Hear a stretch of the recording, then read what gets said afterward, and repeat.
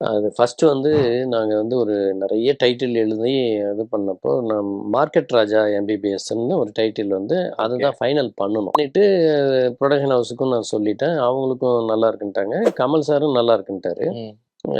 மார்க்கெட்ல ராஜாங்கிற மாரியான ஒரு ஒரு இது சென்ஸ் இருக்கு அப்படிங்கிற இதில, அவரு அதுக்கும் ஓகேன்னு சொல்லிட்டாரு. இந்த படத்துக்கு வந்து பூஜை போட்டோம். ஆஃபீஸ்லயே ஒரு ம். ஸ்லீக்கா ஒரு பூஜை ஒண்ணு போட்டோம்.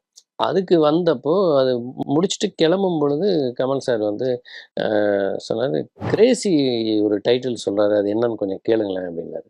அவர் சொன்னார், "வசூல் ராஜா எம்பிபிஎஸ் எப்படி இருக்கும்?" அப்படின்னாரு. "நல்லாருக்கு" அ "இது ரொம்ப நல்லாருக்கு சார். நம்ம வசூல் ராஜா எம்பிபிஎஸ்ன்னே வச்சுக்கலாம்" அப்படின்னு சொல்லிட்டு, உடனே அத வந்து வசூல் ராஜா எம்பிபிஎஸ்ஸா கன்வெர்ட் ஆயிடுச்சு அந்த டைட்டில் வந்து அப்படி. அந்த டைட்டிலுக்கு பின்னாடி ஒரு ஆட்டோபாம் இருக்கிறது எங்களுக்கு தெரியாது. ஏன்னா, அதுக்கு பின்னாடி வால் மாரி எம்பிபிஎஸ்ன்னு ஒண்ணு இருக்குல்ல. ஆமா. அப்போ சென்னையில இருக்கிற கிட்டத்தட்ட வந்து டாப் கிரேட்ல இருக்கிற ஏ பிளஸ் கேட்டகரியில இருக்கிற ஒரு 50 டாக்டர்ஸ் வந்து ம். அ அப்படியே உள்ளுக்குள்ளேயே புகஞ்சுக்கிட்டே இருந்து, படம் முடிஞ்சு ரிலீஸுக்கு அதாவது வரப்போகுதுன்னு தெரியும்போது, கிட்டத்தட்ட அது வந்து ஒரு பெரிய கான்ட்ரோவர்சியா வெடிச்சது.